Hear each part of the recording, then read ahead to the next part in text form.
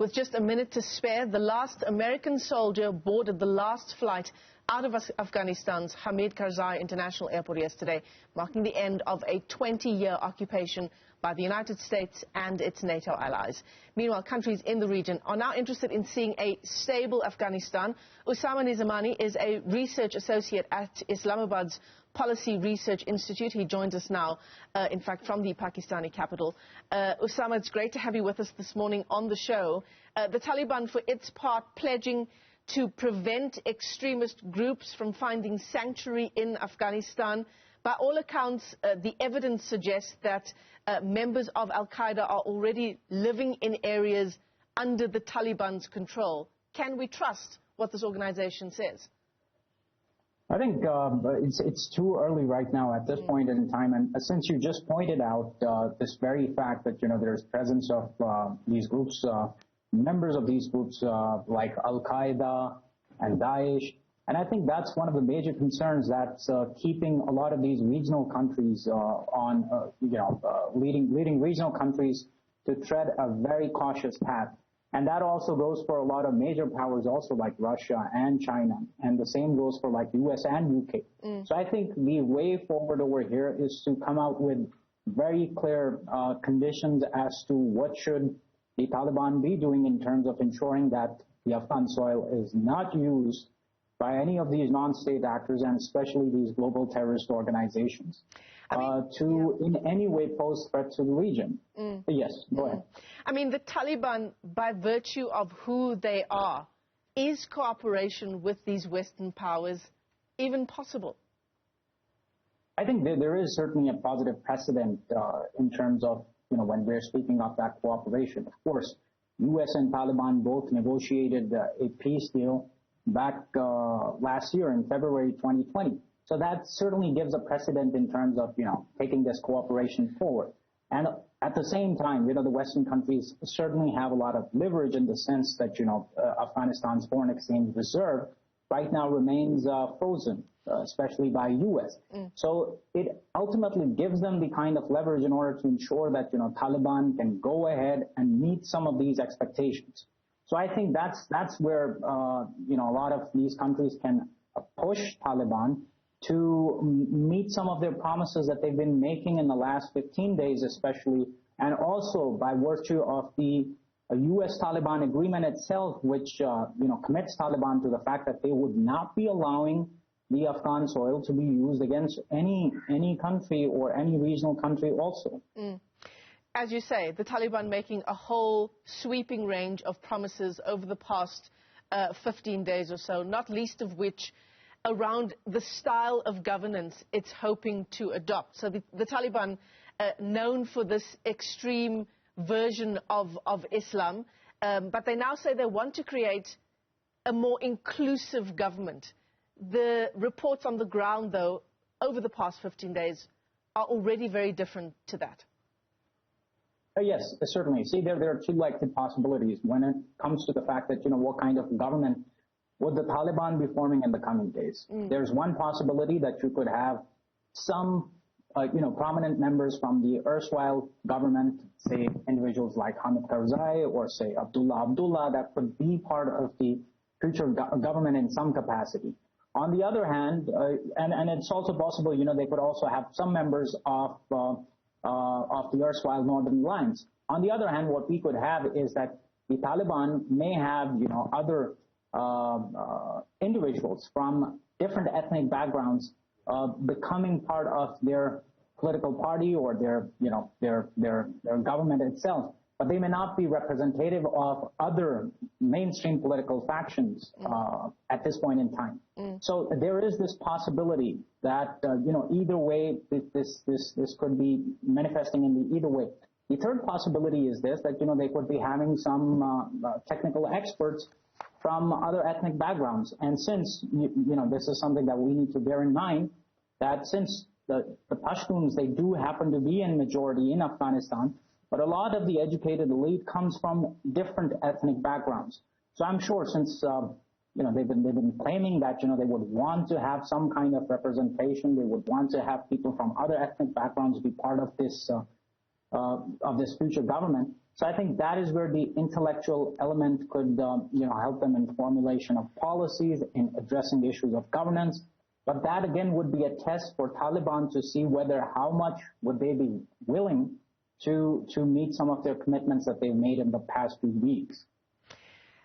You talked about the former president of Afghanistan as well. Is that a real likelihood that there may be some involvement there? I see some possibility for one reason, because Hamid Karzai, and I'm speaking about the former president Hamid Karzai, not Ashraf Ghani. Right. Hamid Karzai right now is part of the National Coordination Council along with the former chief executive, Mr. Abdullah. Since, they have quite an influence and they've been on the front engaging with different groups and especially different factions of Taliban itself in the last 2 weeks. And, they've had the previous quite intensive diplomatic stints in dealing with Taliban, either in Doha and in other places also. So there's a likelihood that, given their influence, given the way they've been engaging, there's a possibility that, they could be the part of a future inclusive government. And I think there's also one more thing. Since, Taliban would want legitimacy, they're actually looking for recognition from the international community. So I'm sure they would, even for the sake of optics, they would want to have, inclusive features of any future government that they're trying to form in the coming days. So they're looking for legitimacy, they're looking for recognition. Where does their treatment of women fall into these kinds of ideals, the kind of image that Taliban is trying to project?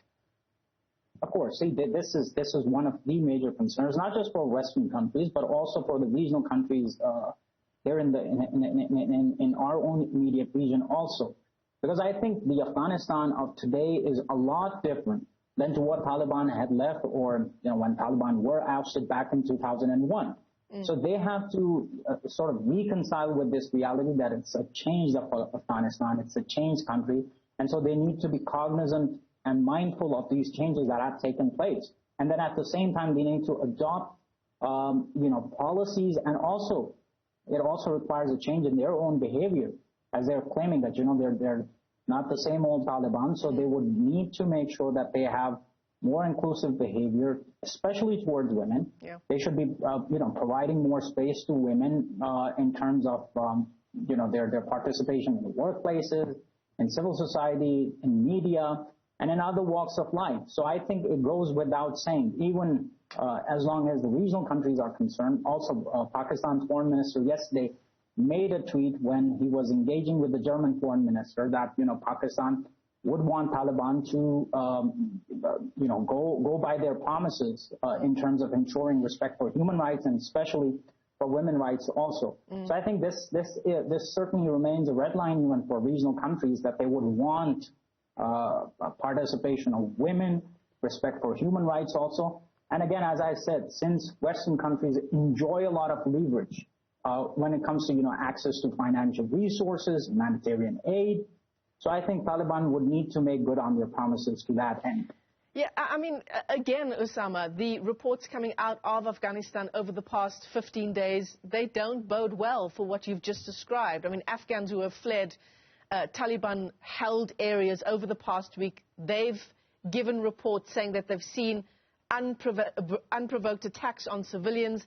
They've seen women being sent home from work at gunpoint. They've seen the execution of captured soldiers. On the one hand, there's what the Taliban is saying. On the other hand, it's these incredibly worrying reports coming from the ground.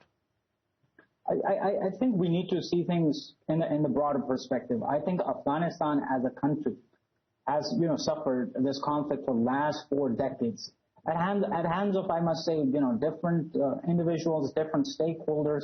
But when it comes to now, Taliban making good on their promises, I think it's important to remember, as you just pointed out, there are certain undesired incidents that have taken place in the last few weeks.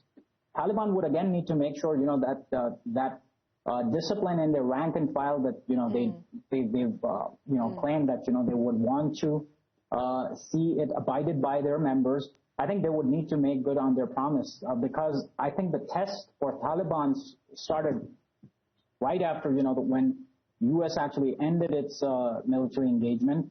Although there are conflicting reports when it comes to certain issues, but then at the same time, I'm not ruling out the fact that, abuses have taken place in certain places. But I think we need to see the holistic picture in terms of the fact in the coming few weeks when the Taliban will actually be forming the government, how and, with what seriousness, the discipline would they be enforcing within their ranks to make sure, they're sticking to their policy positions. And just as I said, in the last 20 years, the kind of changes that have taken place within Afghanistan, the Afghan society, it's a tired, it's an exhausted society which would not be willing to tolerate the kind of, exaggerate, I may not say exaggerated behavior, but, the kind of injustices that may be coming from, say, even Taliban. So I think we did see some signs of protest in the previous weeks. So, Taliban would need to realize that, it's a different country, it's a different society. So all diverse elements of the society, and especially women, need to be accommodated. There's just no other alternative to it. And as you say, the next few weeks are really going to be the litmus test for what the Taliban is saying in terms of the government it's trying to form. Usama, let me thank you for your time this morning. It's great to talk to you. Usama Nizamani is a research associate at Islamabad's Policy Research Institute, talking to us from Pakistan Thank you so much. this morning. Thank you.